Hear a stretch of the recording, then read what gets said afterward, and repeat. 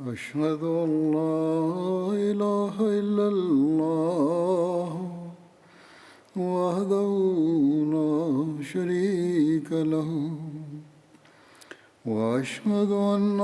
محمدا عبده ورسوله أما بعد فأعوذ بالله من الشيطان الرجيم بسم الله الرحمن الرحيم الحمد لله رب العالمين الرحمن الرحيم مالك يوم الدين إياك نعبد وإياك نستعين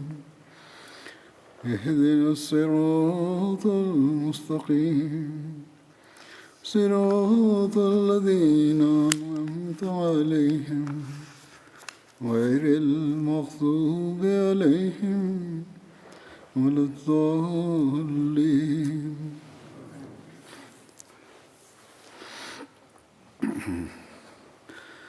حضرت ابوبکر صدیق رضی اللہ عنہ کا ذکر چل رہا ہے.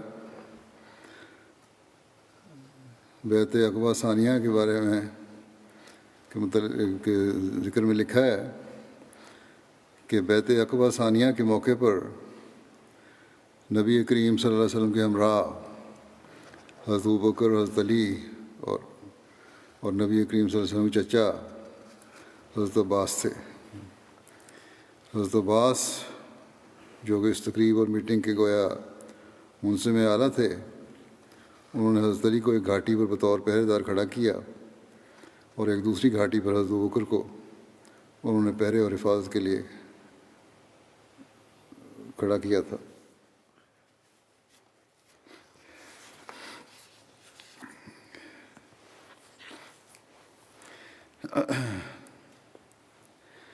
پھر نبی اکرم صلی اللہ علیہ وسلم کی ہجرت مدینہ جو ہوئی ہے، اس میں حضرت ابوبکر صدیق کی مسابقت کا ذکر ہے. لکھا ہے کہ کفار مکہ میں مقیم مسلمانوں پر ظلم و ستم مسلسل بڑھتا جا رہا تھا. اسی دوران حضرت رسول اللہ علیہ وسلم کو ایک خواب دکھایا گیا جس میں دو مسلمانوں کو وہ جگہ دکھائی گئی جدھر اب ہجرت کرنا تھی. وہ جگہ شور زمین والی کھجوروں میں گھری ہوئی تھی، لیکن اس کا نام نہ دکھایا گیا تھا اور نہ بتایا گیا تھا. البتہ اس کا جغرافیہ اور نقشہ دیکھتے ہوئے حضرت صلی اللہ علیہ وسلم نے خود اجتہاد فرماتے ہوئے فرمایا کہ حجر یا یمامہ ہوگی، جیسا کہ صحیح بخاری کی ایک روایت میں ذکر ملتا ہے جس کے مطابق آپ نے فرمایا فذهب وحالی الی انہا الیمامۃ او حجر فاذا ہی المدینۃ یثرب، کہ میرا خیال اس طرف گیا کہ جگہ یمامہ یا حجر ہے، مگر کیا دیکھتا ہوں کہ وہ یثرب شہر ہے. یمامہ بھی یمن کا ایک مشہور شہر ہے، اور حجر جو ہے اسلام کی متعدد بستیاں عرب خطے میں پائی جاتی تھیں. بحرین کا ایک شہر اور بحرین کا ایک حصہ بھی حجر کہلاتا تھا. بہرحال کچھ ہی عرصے بعد حالات ایک رخ پر ہونے لگے.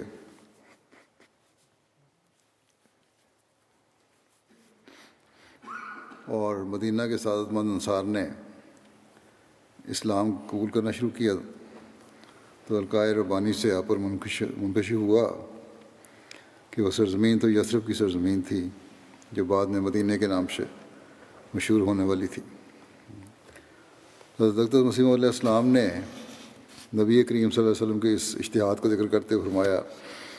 وہ حدیث جس کے یہ الفاظ ہیں کہ ذهب وحالی الی انہا الیمامۃ و بالحجر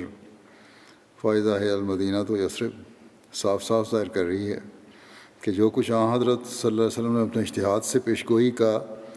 محل و مصداق سمجھا تھا وہ غلط نکلا. چنانچہ حضرت صلی اللہ علیہ وسلم نے مکہ کے مظلوم اور ستم رسیدہ صابر مسلمانوں کو مدینہ کی طرف ہجرت کرنے کی اجازت اور رہنمائی فرما دی، جس پر مکہ کے مسلمانوں نے مدینہ کی طرف ہجرت شروع کر دی۔ دوسری طرف بیعت عقبہ ثانیہ کے بعد اس ہجرت میں بھی تیزی آ گئی اور گھروں کے گھر اور محلوں کے محلے خالی ہونے لگے۔ اس صورتحال نے مکہ کے ظالم سرداروں کو مزید اشتعال دلا دیا اور وہ غصے سے تلملانے لگے، جس پر انہوں نے ایک اور قدم اٹھایا کہ ان مظلوموں کو ہجرت کرنے سے بھی روکا جانے لگا اور ظلم و ستم کے نت نئے طریقے نکالے جانے لگے۔ کبھی شوہر کو تو جانے دیا لیکن اس کی بیوی اور بچے کو اسے چھین لیا گیا، کبھی کسی سے سرمایہ اور مال و دولت اس بہانے ہتھیا لی گئی کہ یہ تو تم نے ہمارے شہر مکہ میں کمائی تھی، اگر یہاں سے جانا ہے تو یہ ساری دولت ہمیں دے کر جاؤ۔ کبھی ماں کی ممتا کا واسطہ دے کر روک لیا کہ اپنی ماں سے ملتے جاؤ، اور پھر راستے میں ہی ان کو رسیوں سے باندھ کر کوٹھریوں میں ڈال دیا۔ لیکن دولت ایمان سے مالا مال اور دین اسلام کی محبت میں سرشار صبر و شکر کرنے والے مومنوں کی جماعت دیوانہ وار مدینہ کی طرف مسلسل ہجرت کرتی چلی گئی۔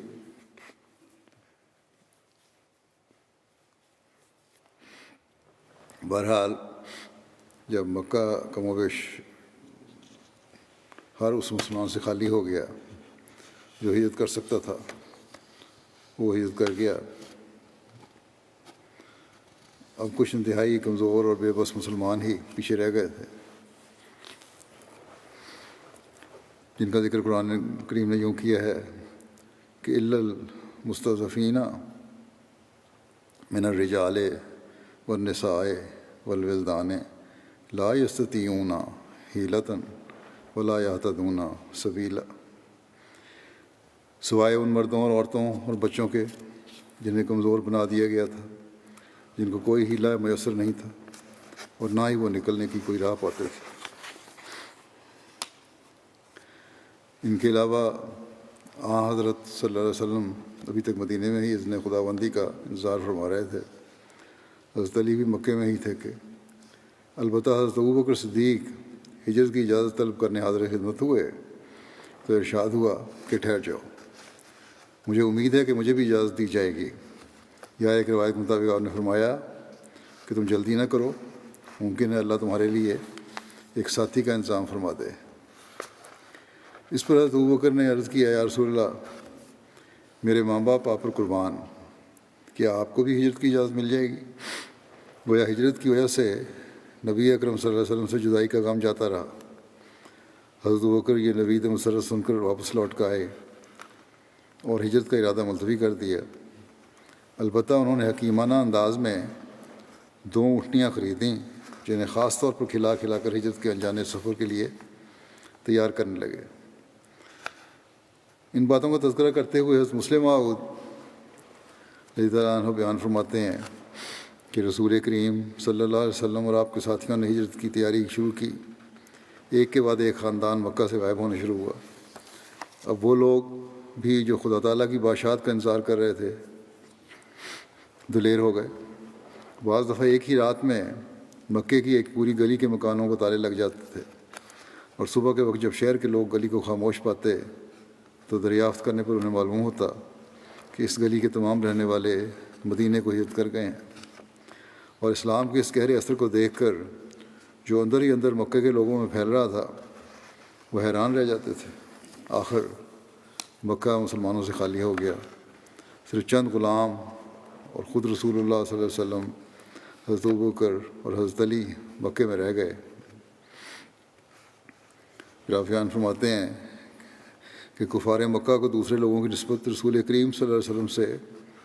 فطرتاً زیادہ بغض اور دعوت تھی، کیونکہ وہ دیکھتے تھے کہ آپ ہی کی تعلیم کی وجہ سے لوگوں میں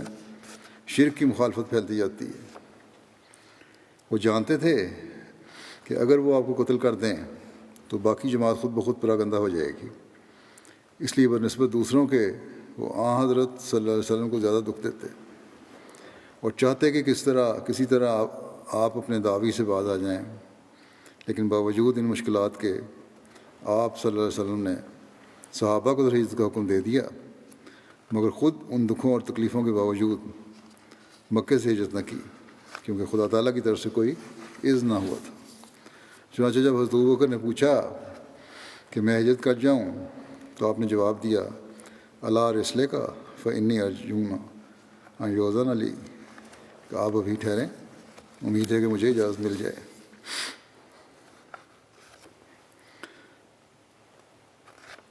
دارالندوہ میں کفار نبی کریم صلی اللہ علیہ وسلم کے خلاف خفیہ مشورہ کرنے کے لیے اکٹھے ہوئے۔ اس کے بارے میں لکھا ہے کہ رؤسائے مکہ اب اس بات پر سخت غصے میں تھے اور پیچ و تاب کھا رہے تھے کہ مسلمان ان کے ہاتھ سے بچ کر نکل گئے ہیں۔ اس پر اب وہ دارالندوہ میں جمع ہوئے۔ علامہ ابن اسحاق کہتے ہیں کہ جب قریش نے دیکھا کہ نبی کریم صلی اللہ علیہ وسلم کے ساتھ ایک گروہ کچھ اصحاب مل گئے ہیں جو نہ مکے کے مسلمانوں میں سے ہیں اور نہ ہی ان کے علاقے کے ہیں، نیز قریش نے دیکھا کہ آپ صلی اللہ علیہ وسلم کے صحابہ ان لوگوں کی طرف ہجرت کر کے نکل رہے ہیں، تو قریش نے جان لیا کہ وہ ایک امن کی جگہ پڑاؤ کر رہے ہیں، اور انہیں ان لوگوں یعنی اہل مدینہ کی جانب سے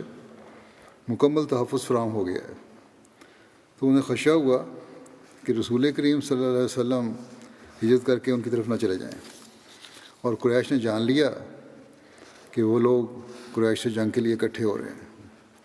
چنانچہ وہ آپ کے لیے دارالندوہ میں جمع ہوئے۔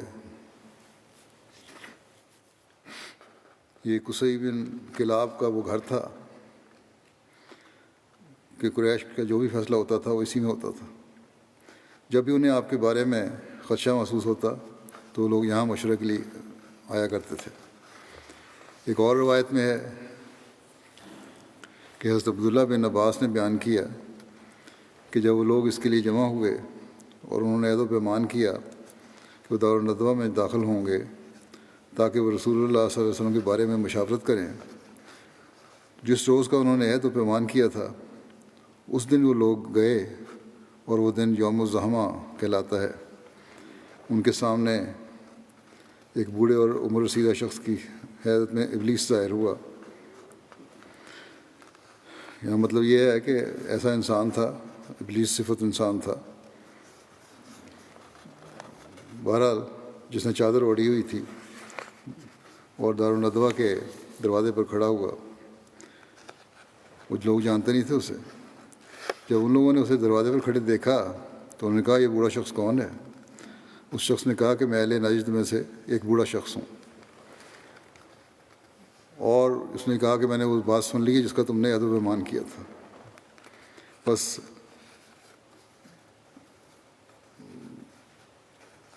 تمہارے پاس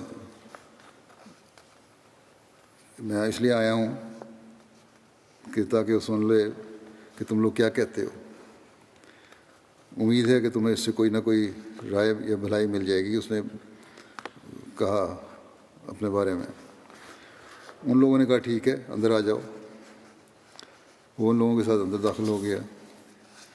وہاں قریش کے سرداران کی ایک بڑی جماعت شریک تھی، جن کے نمایاں ناموں میں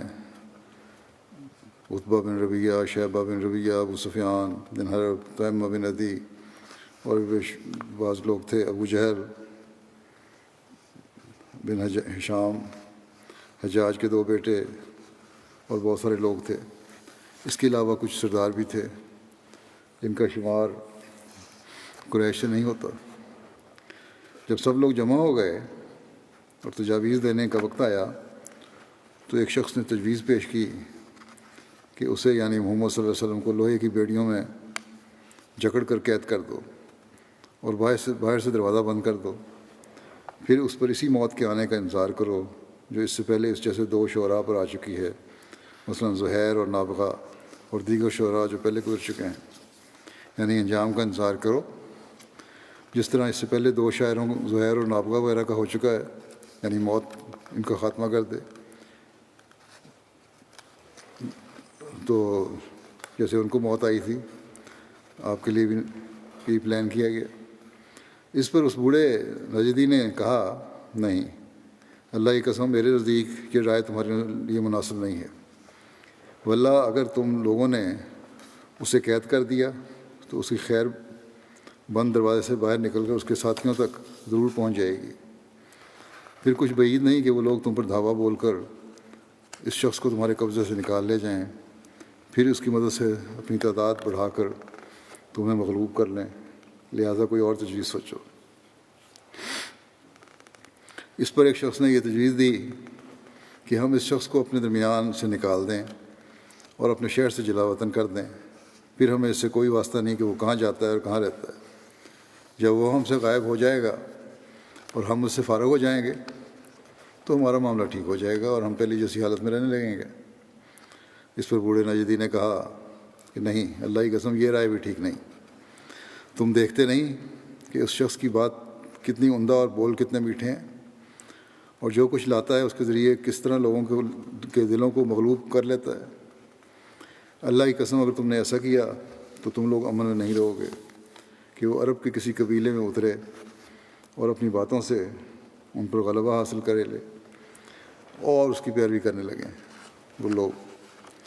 پھر ان کے ساتھ مل کر تمہاری طرف پیش قدمی کریں اور تمہیں تمہارے ہی شہر میں رون ڈالیں اور تمہارے معاملات تمہارے ہاتھوں سے لے لیں اور پھر جیسا چاہے تم سے سلوک کریں، لہذا اس کے علاوہ کوئی اور تجویز سوچو۔ اس پر ابو جہل نے کہا کہ میری رائے تو یہ ہے کہ قریش کے ہر قبیلے سے ایک ایک نوعمر مضبوط اور حسب و نصب والا جوان چنا جائے اور ان میں سے ہر ایک کے ہاتھ میں تیز کاٹنے والی تلوار دے دی جائے، پھر وہ لوگ یعنی محمد صلی اللہ علیہ وسلم کا قصد کریں اور ایک شخص کے حملہ کرنے کی طرح اس پر حملہ کیا جائے اور اسے وہ قتل کر دیں، یوں ہمیں اس شخص سے راحت مل جائے گی۔ اس طرح قتل کرنے کا نتیجہ یہ ہوگا کہ اس شخص کا خون سارے قبائل میں منقسم ہو جائے گا اور بنو عبد مناف سارے قبیلوں سے جنگ نہ کر سکیں گے، لہذا دیت لینے پر راضی ہو جائیں گے اور ہم دیت ادا کر دیں گے۔ اس پر بوڑھے نجدی نے کہا رائے ہے تو بس اس شخص کی، باقی سب فضول باتیں ہیں۔ غرض اس رائے پر سب اتفاق کرتے ہوئے چلے گئے۔ دوسری طرف اللہ تعالیٰ نے حضرت صلی اللہ علیہ وسلم کو اس ساری صورتحال سے آگاہ فرما دیا، جیسا کہ وہ فرماتا ہے وَإِذْ يَمْكُرُ بِكَ الَّذِينَ كَفَرُوا لِيُثْبِتُوكَ وَيَقْتُلُوكَ وَيُخْرِجُوكَ وَيَمْكُرُونَ وَيَمْكُرُ اللَّهُ وَاللَّهُ خَيْرُ الْمَاكِرِينَ۔ اور یاد کرو جب وہ لوگ جو کافر ہوئے تیرے متعلق سازشیں کر رہے تھے تاکہ تجھے ایک ہی جگہ پابند کر دیں یا تجھے قتل کر دیں یا تجھے وطن سے نکال دیں، اور وہ مکر میں مصروف تھے اور اللہ بھی ان کے مکر کا توڑ کر رہا تھا، اور اللہ مکر کرنے والوں میں سب سے بہتر ہے۔ اور ساتھ ہی جبریل کے ذریعے حضرت صلی اللہ علیہ وسلم کو ہجرت کی اجازت دے دی۔ حضرت مسیح علیہ السلام فرماتے ہیں کہ کفار مکہ نے حضرت صلی اللہ علیہ وسلم کے قتل کرنے کا ارادہ کیا تو اللہ جل شانہ نے اپنے اس پاک نبی کو اس بد ارادے کی خبر دے دی اور مکے سے مدینہ کی طرف ہجرت کر جانے کا حکم فرمایا، اور پھر وہ فتح و نصرت واپس آنے کی بشارت دی۔ بدھ کا روز اور دوپہر کا وقت اور سخت گرمی کے دن تھے جب یہ اطلاع من جانب اللہ ظاہر ہوا۔ ہجرت کی اجازت ملنے پر حضرت صلی اللہ علیہ وسلم پوری احتیاط کے ساتھ حضرت ابوبکر کے گھر عین دوپہر کے وقت یعنی اس وقت تشریف لے گئے کہ جس وقت میں مکے کے باشندے عموماً اپنے گھروں میں ہی رہتے ہیں اور ایک دوسرے کی طرف آنا جانا نہیں ہوتا، اور مزید احتیاط یہ بھی کی کہ شدید گرمی بھی تھی، چنانچہ اپنا چہرہ اور سر وغیرہ بھی کپڑے سے ڈھانپے رکھا۔ جب آپ حضرت ابوبکر کے گھر کے قریب پہنچے تو کسی نے بتایا، اور طبرانی اور فتح الباری کی روایت کے مطابق اسماء نے کہا کہ نبی اکرم صلی اللہ علیہ وسلم تشریف لاتے ہوئے معلوم ہوتے ہیں۔ حضرت ابوبکر کہنے لگے کہ میرے ماں باپ آپ پر قربان، اللہ کی قسم نبی صلی اللہ علیہ وسلم جو اس گھڑی میں ہمارے پاس تشریف لائے ہیں اس کی وجہ کوئی خاص بات ہے جو پیش آئی ہے۔ اور ساتھ ہی حضرت ابوبکر گھبرا کر تیزی سے فدائیانہ انداز میں باہر نکلے، اور جب نبی اکرم صلی اللہ علیہ وسلم اندر تشریف لائے تو کمرے میں حضرت عائشہ اور حضرت اسماء تھیں۔ حضرت صلی اللہ علیہ وسلم نے حضرت ابوبکر سے فرمایا کہ تمہارے پاس جو لوگ ہیں ان کو باہر بھیج دو، جس پر حضرت ابوبکر نے عرض کیا کہ حضور صرف یہی میری 2 بیٹیاں ہیں اس وقت یہاں ہیں اور کوئی نہیں ہے، یا ایک روایت کے مطابق عرض کیا یا رسول اللہ صرف آپ کے گھر کے لوگ ہی یہاں ہیں اور کوئی نہیں۔ چنانچہ حضرت صلی اللہ علیہ وسلم نے فرمایا کہ ابوبکر مجھے ہجرت کی اجازت مل گئی ہے۔ حضرت ابوبکر بے ساختاً عرض کیا یا رسول اللہ آپ کی رفاقت یعنی میں بھی آپ کے ساتھ ہوں گا؟ آپ صلی اللہ علیہ وسلم نے فرمایا ہاں۔ یہ بخاری کی روایت ہے۔ اس پر حضرت ابوبکر خوشی سے رو پڑے۔ حضرت عائشہ بیان کرتی ہیں کہ اس دن پہلی بار مجھے معلوم ہوا کہ خوشی سے بھی کوئی روتا ہے۔ اس کے بعد وہاں ہجرت کی ساری منصوبہ بندی اور لائحہ عمل تیار کیا گیا۔ حضرت ابوبکر نے عرض کیا کہ یا رسول اللہ اسی غرض کے لیے میں نے 2 اونٹنیاں خریدی ہوئی تھیں، ان میں سے ایک آپ لے لیں۔ آپ نے فرمایا قیمت دے کر لوں گا، اور آپ نے جب قیمت دینے پر اصرار کیا تو حضرت ابوبکر کے لیے اس کے سوا کوئی چارہ نہ رہا۔ یہ 2 اونٹنیاں حضرت ابوبکر نے 800 درہم میں خریدی تھیں، اور 400 درہم میں ایک اونٹنی نبی اکرم صلی اللہ علیہ وسلم نے خریدی، یا ایک روایت کے مطابق نبی اکرم صلی اللہ علیہ وسلم نے یہ اونٹنی 800 درہم میں خریدی تھی۔ پھر یہ طے کیا گیا کہ پہلی منزل غار ثور ہوگی اور 3 دن وہیں قیام کرنا ہوگا، اور یہ بھی طے ہوا کہ کسی ایسے ماہر کو لیا جائے جو مکے کے چاروں طرف کے تمام معروف اور غیر معروف صحرائی راستوں سے واقف ہو۔ اس کے لیے عبداللہ بن اریقط سے بات ہوئی۔ یہ اگرچہ مشرک تھا لیکن شریف النفس اور ذمہ دار اور دیانتدار شخص تھا۔ سیرت نگار اس کے بارے میں کہتے ہیں کہ یہ مسلمان نہیں ہوا تھا، تاہم ایک روایت کے مطابق اس نے بعد میں اسلام قبول کر لیا تھا۔ بہرحال اس کے حوالے 3 اونٹنیاں کی گئیں اور طے کیا گیا کہ وہ ٹھیک 3 دن بعد غار ثور پر صبح چلا آئے۔ حضرت عبداللہ بن ابوبکر جو ایک ہوشیار نوجوان تھے، ان کے سپرد یہ ڈیوٹی لگائی گئی کہ وہ روزانہ مکے کی مجالس میں گھوم پھر کر جائزہ لیں گے کہ کیا کچھ ہو رہا ہے، اور پھر رات کو غار ثور پہنچ کر ساری رپورٹنگ کریں گے۔ حضرت ابوبکر کے ایک دانا اور ذمہ دار غلام عامر بن فہیرہ کے سپرد یہ ڈیوٹی ہوئی کہ وہ اپنی بکریاں غار ثور کے گرد ہی چرائے گا، اور رات کے وقت وہ دودھ دینے والی بکریوں کا تازہ دودھ فراہم کرے گا، اور پھر مکے سے نکلنے کا وقت طے کرنے کے بعد حضرت صلی اللہ علیہ وسلم جلد ہی حضرت ابوبکر کے گھر سے واپس اپنے گھر تشریف لے آئے۔ یہاں آ کر آپ نے حضرت علی کو اپنی ہجرت کے پروگرام سے آگاہ کرتے ہوئے ان کے سپرد ایک جانثارانہ کام یہ کیا کہ آج رات وہ حضور صلی اللہ علیہ وسلم کے بستر مبارک پر وہی سبز یا ایک روایت کے مطابق سرخ رنگ کی حضرمی چادر اوڑھ کر سوئیں گے جو نبی اکرم صلی اللہ علیہ وسلم خود لے کر سویا کرتے تھے، اور اپنے اس جانثار فدائی خادم کو خدائی تائید اور نصرت کی یقین دہانی کراتے ہوئے کہا آپ صلی اللہ علیہ وسلم نے کہ فکر نہ کرنا اور بڑے آرام سے میرے بستر پر سوئے رہنا، دشمن تمہارا بال بھی بیکا نہیں کر سکتا۔ نیز صادق و امین رسول خدا صلی اللہ علیہ وسلم کو چونکہ اہلیان مکہ کی دی ہوئی امانتوں کا بھی فکر اور ذمہ داری کا احساس تھا، اس لیے فرمایا کہ وہ لوگوں کو امانتیں واپس کرتے ہوئے میرے پیچھے آ جائیں، یعنی حضرت علی کو فرمایا کہ امانتیں واپس کر کے پھر آ جانا مدینہ۔ چنانچہ حضرت علی 3 دن مکے میں ٹھہرے، یہاں تک کہ آپ نے رسول اللہ صلی اللہ علیہ وسلم کی طرف سے لوگوں کو امانتیں واپس کر دیں۔ جب آپ اس سے فارغ ہو گئے تو آپ بھی رسول کریم صلی اللہ علیہ وسلم سے قباء میں جا ملے۔ اس کے بعد حضرت صلی اللہ علیہ وسلم اپنے گھر سے باہر تشریف لائے، جبکہ کفار مکہ کے چنیدہ بہادر جن کی آنکھوں میں گویا خون اترا ہوا تھا، وہ تلواریں ہاتھ میں لیے عین نبی کریم صلی اللہ علیہ وسلم کے گھر باہر چاق و چوبند پہرا دے رہے تھے کہ کب رات گہری ہو اور ہم دعویٰ بول کر ایک ہی وار میں رسول اکرم صلی اللہ علیہ وسلم کا گویا کام تمام کر دیں۔ اور ابو جہل جو کہ گویا ان کا سرغنہ تھا، بڑے تکبر اور تمسخر سے یہ کہہ رہا تھا کہ محمد یہ کہتا ہے کہ اگر تم اس کے معاملہ میں اس کی پیروی کرو گے تو تم عرب و عجم کے بادشاہ بن جاؤ گے، پھر تم اپنی موت کے بعد اٹھائے جاؤ گے تو تمہارے لیے اردن کے باغات کی مانند باغات بنائے جائیں گے، اور اگر تم ایسا نہیں کرو گے تو تمہارے درمیان قتل و غارت گری ہوگی۔ آپ صلی اللہ علیہ وسلم باہر نکلے اور فرمایا ہاں ایسے ہی میں کہتا ہوں، اور سورہ یاسین کی یہ آیات پڑھتے ہوئے کہ یاسین والقرآن الحکیم انکا لمن المرسلین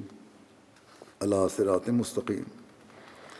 تنزیل العزیز الرحیم تنزیل العزیز الرحیم لتنذر قوما ما انذر آباؤہم فہم غافلون لقد حق القول علی اکثرہم فہم لا یؤمنون انا جعلنا فی اعناقہم اغلالا فہی الی الاذقان فہم مقمحون وجعلنا من بین ایدیہم سدا ومن خلفہم سدا فاغشیناہم فہم لا یبصرون۔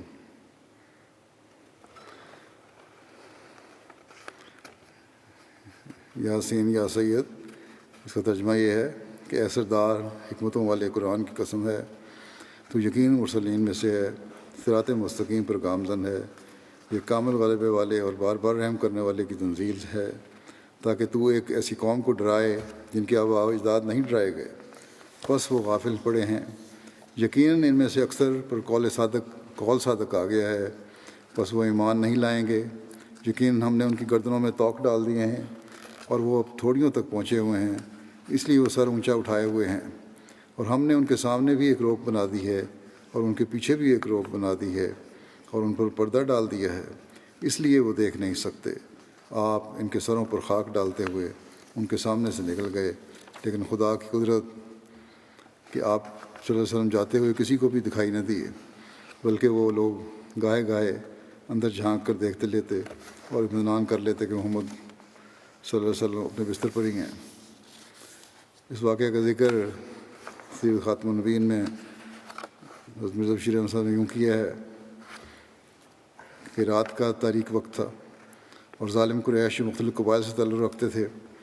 اپنے خونی ارادے کے ساتھ آپ کے مکان کے گرد جمع ہو کر آپ کے مکان کا محاصرہ کر چکے تھے، اور انتظار تھا کہ صبح ہو یا آپ اپنے گھر سے نکلیں تو آپ پر ایک دم حملہ کر کے قتل کر دیا جاوے۔ حضرت صلی اللہ علیہ وسلم کے پاس بعض کفار کی امانتیں پڑی تھیں، کیونکہ باوجود شدید مخالفت کے اکثر لوگ اپنی امانتیں آپ کے صدق و امانت کی وجہ سے آپ کے پاس رکھوا دیا کرتے تھے، لہذا آپ نے حضرت علی کو ان امانتوں کا حساب کتاب سمجھا دیا اور تاکید کی کہ بغیر امانتیں واپس کیے واقعے سے نہ نکلنا۔ اس کے بعد آپ نے ان سے فرمایا کہ تم میرے بستر پر لیٹ جاؤ، اور تسلی دی کہ انہیں خدا کے فضل سے کوئی گزان نہیں پہنچے گا۔ وہ لیٹ گئے اور آپ نے اپنی چادر جو سرخ رنگ کی تھی ان کے اوپر اڑا دی۔ اس کے بعد آپ اللہ کا نام لے کر اپنے گھر سے نکلے۔ اس وقت محاصرین آپ کے دروازے کے سامنے موجود تھے، مگر چونکہ انہیں خیال نہیں تھا کہ حضرت صلی اللہ علیہ وسلم اس قدر اول شب میں ہی گھر سے نکل آئیں گے، وہ اس وقت اس قدر غفلت میں تھے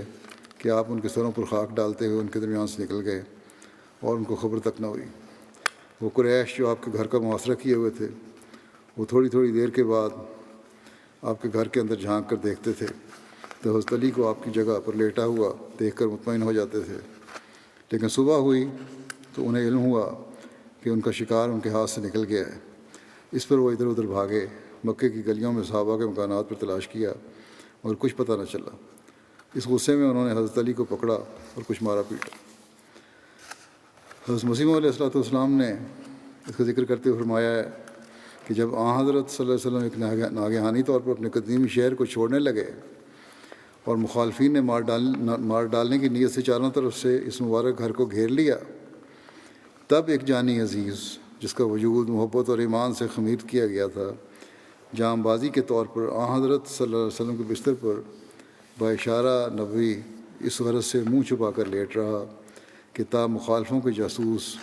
حضرت صلی اللہ علیہ وسلم کے نکل جانے کی کچھ تفتیش نہ کریں اور اسی کو رسول اللہ صلی اللہ علیہ وسلم سمجھ کر قتل کرنے کے لیے ٹھہرے رہیں۔ کس بہرے کسے سر ندہد جان نفشانت عشقست کہ اینکار بسد صدق کو نانت، یعنی کوئی شخص کسی دوسرے کے لیے سر نہیں دیتا نہ ہی جان چھڑکتا ہے، یہ عشق ہے جو یہ کام انسان سے بصد صدق کرواتا ہے۔ بہرحال فرمایا کہ حضرت صلی اللہ علیہ وسلم رات کے کسی وقت اپنے گھر سے نکلے۔ کس وقت اپنے گھر نہیں فرمایا نہیں، یہ روایات ہیں وقت کے بارے میں۔ اس میں اختلاف ہے، کچھ کہتے ہیں پہلے وقت، کچھ کہتے ہیں درمیانی رات، کچھ کہتے ہیں آخری وقت۔ بہرحال کس وقت حضرت رسول صلی اللہ علیہ وسلم اپنے گھر سے نکلے، اس بارے میں جو روایات میں اختلاف ہے اس کا ذکر کرتا ہوں۔ ایک روایت میں ذکر ہے کہ آپ رات کی آخری تہائی میں گھر سے باہر تشریف لائے تھے۔ چنانچہ محمد حسین ہیکل لکھتے ہیں کہ رات کی آخری تہائی میں حضرت محمد صلی اللہ علیہ وسلم ان مشرکین کی غفلت کی وجہ سے حضرت ابوبکر کے گھر کی طرف نکلے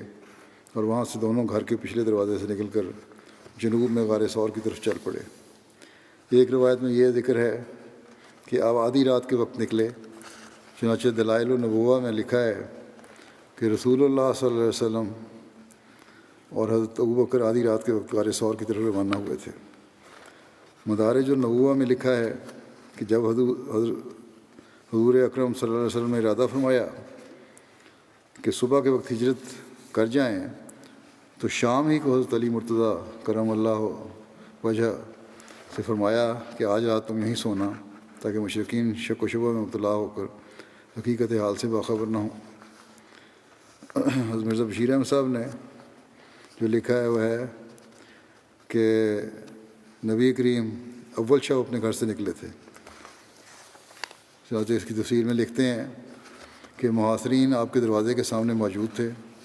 مگر چونکہ انہیں یہ خیال نہیں تھا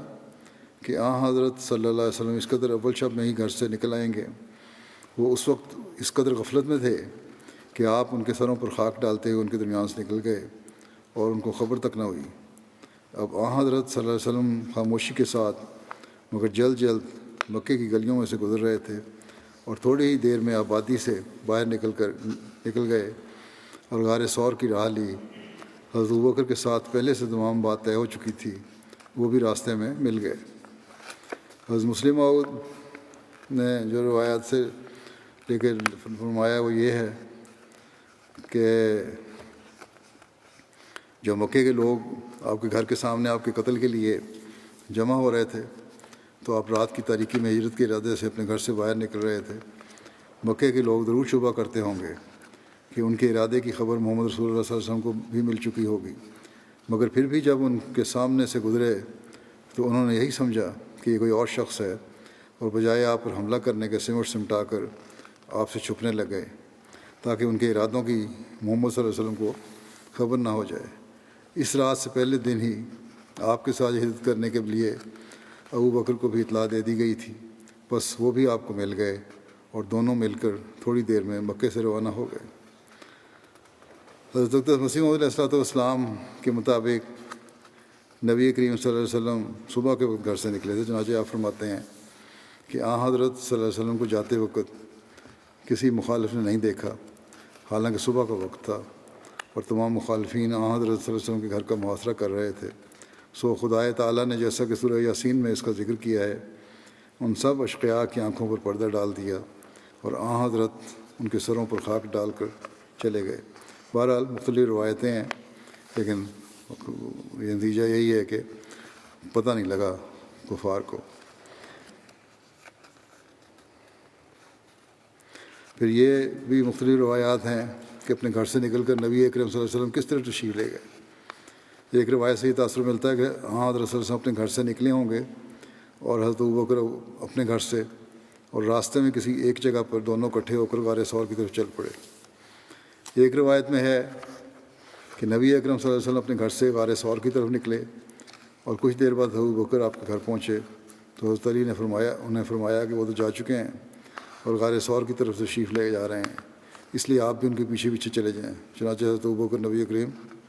صلی اللہ علیہ وسلم کے پیچھے چلے گئے۔ بہرحال یہ روایت تو بہت کمزور لگتی ہے۔ اس سے یہ تاثر ملتا ہے کہ گویا نبی اکرم صلی اللہ علیہ وسلم حضرت ابوبکر کا انتظار فرماتے رہے اور وہ لیٹ ہو گئے، اور حضرت ابوبکر کو یہ بھی علم نہیں کہ نبی اکرم صلی اللہ علیہ وسلم کدھر گئے ہوں گے، اور سب کچھ حضرت علی اب انہیں بتا رہے ہیں۔ ہجرت جیسا اہم ترین رازدارانہ سفر اور حضرت ابوبکر جیسا فہیم اور ذمہ دار شخص اس طرح کی لاپرواہی کا مرتکب ہو، یہ نہیں ممکن ہو سکتا۔ اس لیے اس روایت کی نسبت دوسری روایت جو زیادہ تر کتب میں موجود ہے وہ زیادہ درست اور قرینے قیاس معلوم ہوتی ہیں، کیونکہ اس کے مطابق حضرت صلی اللہ علیہ وسلم اپنے گھر سے نکل کر سیدھے حضرت ابوبکر کے گھر تشریف لے گئے اور وہاں سے حضرت ابوبکر کے ساتھ غار ثور کی طرف روانہ ہوئے۔ اس موقع پر حضرت ابوبکر کی دو باوفا بہادر بیٹیوں حضرت عائشہ اور حضرت اسماء نے سفر کے لیے کھانا بھی جلدی جلدی تیار کر دیا تھا، جس میں بھنی ہوئی بکری کا گوشت بھی تھا۔ حالات کی نزاکت اور جلدی میں کھانے کا برتن جو چمڑے کا تھا باندھنے کو کچھ نہ ملا، تو حضرت اسماء نے اپنا نطاق یعنی کمر بند کھولا اور اس کے دو حصے کیے اور کھانا باندھا، ایک سے توشہ دان اور دوسرے سے مشکیزے کا منہ باندھ دیا۔ نبی اکرم صلی اللہ علیہ وسلم جو شوفا کے ان لمحات کو بغور دیکھ رہے تھے فرمانے لگے کہ اسماء،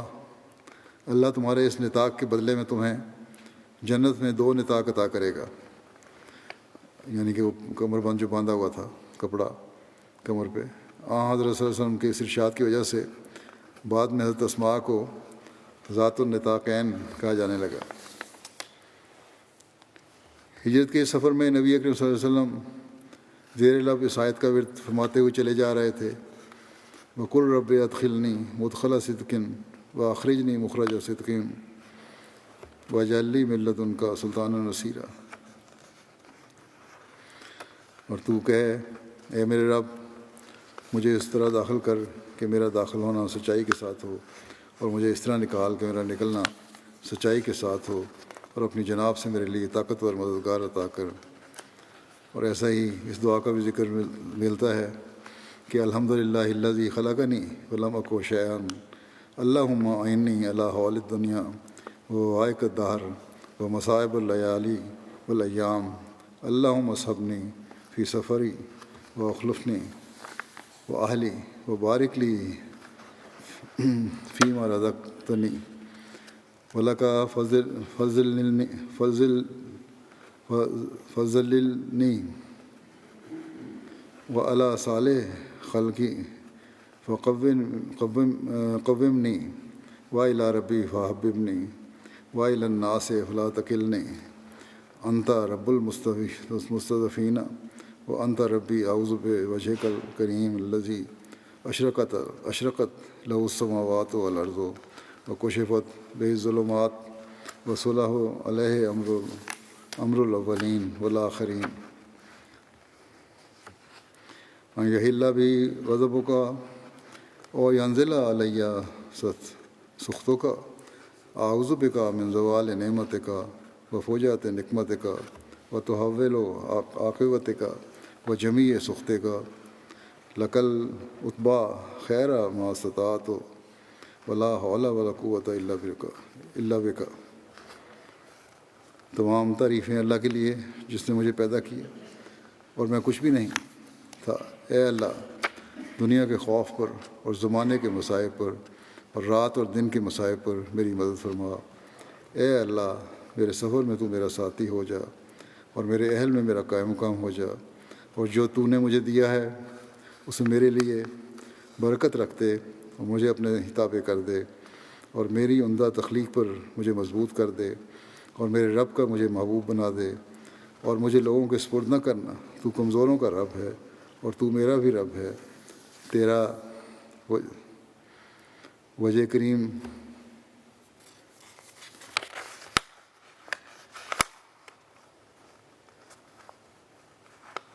تیرا وجہ کریم جس سے آسمان و زمین روشن ہوئے اور جس سے اندھیرے چھٹ گئے اور جس سے پہلوں اور بعد میں آنے والوں کا معاملہ درست ہو گیا، میں اس کی پناہ میں آتا ہوں اس بات سے کہ مجھ پر تیرا غضب اترے یا مجھ پر تیری ناراضگی نازل ہو۔ میں تیری پناہ میں آتا ہوں تیری نعمت کے زائل ہونے سے اور تیرے انتقام کے اچانک آنے سے اور تیری آخری فیصلے کے میرے بارے میں بدل جانے سے۔ شرح ترقانی میں تحول عاقبت کا کی جگہ تحول عافیتک کے الفاظ بھی آئے ہیں، جس کا مطلب ہے کہ تیری عطا کردہ عافیت کے جاتے رہنے سے اور تیری ہر قسم کی ناراضگی سے تیری رضامندی ہے ہر اس بھلائی میں جو میں کر سکا۔ نہ گناہ سے بچنے کا کوئی ہیلہ ہے اور نہ ہی نیکی کرنے کی کوئی طاقت ہے مگر تیرے ہی ذریعے۔ خانہ کعبہ کے پیچھے سے گزرتے ہوئے نبی اکرم صلی اللہ علیہ وسلم نے مکے کی طرف اپنا رخ مبارک فرمایا اور اس بستی سے یوں مخاطب ہوئے کہ بخدا اے مکہ، تو اللہ کی زمین میں سے مجھے سب سے زیادہ محبوب ہے، اور تو اللہ کی زمین میں سے اللہ کو بھی سب سے زیادہ محبوب ہے،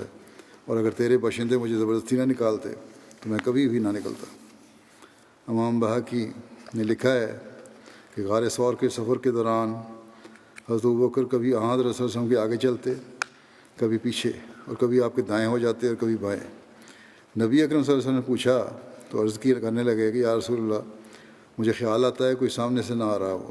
تو میں آپ کے آگے ہو جاتا ہوں، اور جب اندیشہ ہوتا ہے کوئی پیچھے سے حملہ نہ کر دے تو آپ کے پیچھے ہو جاتا ہوں، اور کبھی دائیں اور کبھی بائیں کہ آپ ہر طرف سے محفوظ و مامون رہیں۔ ایک روایت کے مطابق غار ثور تک پہنچتے پہنچتے اس پہاڑی سفر میں نبی اکرم صلی اللہ علیہ وسلم کے قدم مبارک زخمی بھی ہو گئے، اور ایک روایت کے مطابق راستے میں ایک پتھر سے ٹھوکر لگنے سے پاؤں مبارک زخمی ہو گیا تھا۔ جب غار ثور تک پہنچے تو حضرت ابوبکر نے رسول اللہ صلی اللہ علیہ وسلم سے عرض کیا کہ آپ ابھی یہاں ٹھہریں، پہلے مجھے اندر جانے دیں تاکہ میں اچھی طرح غار کو صاف کر لوں، اور کوئی خطرے کی چیز ہو تو میرا اس سے سامنا ہو۔ چنانچہ وہ اندر گئے اور غار کو صاف کیا، جو بھی سوراخ اور بل وغیرہ تھے ان کو اپنے کپڑے سے بند کیا، پھر رسول اللہ صلی اللہ علیہ وسلم کو اندر آنے کی دعوت دی۔ کہتے ہیں کہ نبی اکرم صلی اللہ علیہ وسلم حضرت ابوبکر کی ران پر سر رکھ کر لیٹ گئے، اور ایک سوراخ جس کے لیے کپڑا نہ تھا یا شاید اس وقت نظر نہ آیا ہو، اس پر حضرت ابوبکر نے اپنا پاؤں رکھ دیا۔ روایت میں ہے کہ اسی سوراخ سے کوئی بچھو یا سانپ وغیرہ ڈستا رہا، لیکن حضرت ابوبکر اس ڈر سے کہ اگر کوئی حرکت کی تو نبی اکرم صلی اللہ علیہ وسلم کے آرام میں خلل واقع ہوگا، جنبش نہ فرماتے، یہاں تک کہ نبی اکرم صلی اللہ علیہ وسلم نے جب آنکھ کھولی تو حضرت ابوبکر کے چہرے کی بدلی ہوئی رنگت کو دیکھ کر پوچھا کہ کیا ماجرا ہے، تو انہوں نے ساری بات بتائی۔ حضرت صلی اللہ علیہ وسلم نے اپنا لعاب مبارک وہاں لگایا اور پاؤں ایسا تھا اس کے بعد جیسے کچھ ہوا ہی نہیں۔ دوسری طرف قریش مکہ جو کہ نبی اکرم صلی اللہ علیہ وسلم کے گھر کا محاذرہ کیے ہوئے تھے، ان کو دیکھ کر ایک شخص نے گزرتے ہوئے پوچھا کہ یہاں کیوں کھڑے ہو؟ انہوں نے بتایا تو وہ کہنے لگا آدمی کہ میں نے تو محمد کو گلیوں سے گزرتے ہوئے دیکھا ہے۔ تو انہوں نے اس شخص کا مذاق اڑاتے ہوئے کہا کہ وہ تو اندر اپنے بستر پر ہیں اور ہم مسلسل ان پر نظر رکھے ہوئے ہیں۔ پھر رات گئے اپنے پہلے سے طے کیے منصوبے کے مطابق۔ جب وہ ایک دم سے اندر گئے اور چادر کھینچ کر سوئے ہوئے کو دیکھا تو کیا دیکھتے ہیں کہ وہ تو حضرت علی ہیں۔ ان سے پوچھا کہ محمد کہاں ہیں؟ تو انہوں نے کہا کہ مجھے معلوم نہیں۔ اس پر مشرکین نے آپ کو ڈانٹ ڈپٹ کی اور زد و کوب کیا، اور کچھ دیر محبوس رکھنے کے بعد آپ کو چھوڑ دیا۔ بہرحال وہاں سے غیظ و غضب کی حالت میں اس روایت کے مطابق وہ لوگ حضرت علی کو ڈانٹ ڈپٹ کر کے مار پیٹ کر واپس چلے آئے، اور مکہ کی گلی گلی اور گھر گھر آپ کی تلاش کرنے لگے۔ اسی دوران وہ لوگ حضرت ابوبکر کے گھر بھی آئے۔ حضرت اسماء کا سامنا ہوا۔ ابو جہل آگے بڑھا اور پوچھا کہ تمہارا باپ اور ابوبکر کہاں ہیں؟ تمہارا باپ ابوبکر کہاں ہیں؟ انہوں نے کہا کہ میں نہیں جانتی کہ وہ کہاں ہیں۔ اس پر اس بدباطن ابو جہل نے اپنا ہاتھ اٹھایا اور اتنے زور سے حضرت اسماء کے منہ پر تماچا مارا کہ ان کی کان کی بالی ٹوٹ کر گر گئی، اور غصے کی حالت میں وہ سب لوگ واپس چلے گئے۔ مکے کی چھان بین سے ناکام فارغ ہوئے تو ماہر کھوجی مکے کے چاروں طرف روانہ کر دیے۔ رئیس مکہ امیہ بن خلف اور خود ایک ماہر کھوجی کو لے کر اپنے ساتھیوں سمیت ایک طرف نکلا، اور اس میں کوئی شک نہیں کہ یہ کھوجی سراغ رساں واقعی ماہر تھا۔ جتنی بھی اس کی مہارت کی داد دی جائے وہ کم ہے، کیونکہ یہ واحد کھوجی تھا کہ جو نبی اکرم صلی اللہ علیہ وسلم کے قدموں کے ایک ایک نشان کو کھوج کر عین غار ثور کے دہانے تک جا پہنچا اور کہنے لگا کہ محمد کے قدموں کے نشان بس یہاں تک ہیں، اس کے آگے نہیں جاتے۔ علامہ بلازری نے اس کھوجی کا نام علقمہ بن قرظ بیان کیا ہے اور لکھا ہے کہ فتح مکہ کے موقع پر اس نے اسلام قبول کر لیا تھا۔ غار ثور کے منہ پر یہ لوگ کھڑے باتیں کر رہے تھے، اور دو ہجرت کرنے والے عین اسی غار میں نہ صرف اندر چھپے ہوئے تھے، ان لوگوں کی باتیں سن رہے تھے، بلکہ حضرت ابوبکر بیان کرتے ہیں کہ میں ان کے پاؤں بھی دیکھ رہا تھا، اور خدا کی قسم اگر ان میں سے کوئی ایک بھی اندر جھانک کر دیکھ لیتا تو ہم پکڑے جاتے. لیکن خطرے اور مصیبت کی اس گھڑی میں یہ دو اکیلے نہیں تھے، بلکہ تیسرا ان کے ساتھ وہ خدا تھا کہ جس کے قبضہ قدرت میں زمین و آسمان ہیں اور جو قادر مطلق تھا. اس نے ایک طرف تو مصرفسانوں کے آنے سے قبل ہی وہاں اپنے معجزانہ قدرت سے ایک درخت اگا دیا، مکڑے کو بھیج کر غار کے منہ پر ایک جالا بن دیا، اور کبوتروں کے ایک جوڑے کو بھیجا کہ وہاں اپنا گھونسلہ بنا کر انڈے بھی دے دیں. یہ روایت میں ہے. بہرحال اس کے بعد اللہ تعالیٰ کس طرح حضرت صلی اللہ علیہ وسلم کی تسلی فرماتا ہے، یا اللہ تعالیٰ کے حکم سے آپ نے حضرت بکر کو کس طرح تسلی دی، یہ ساری باتیں دیکھنے کے بعد اس کا ذکر انشاءاللہ آئندہ ہوگا.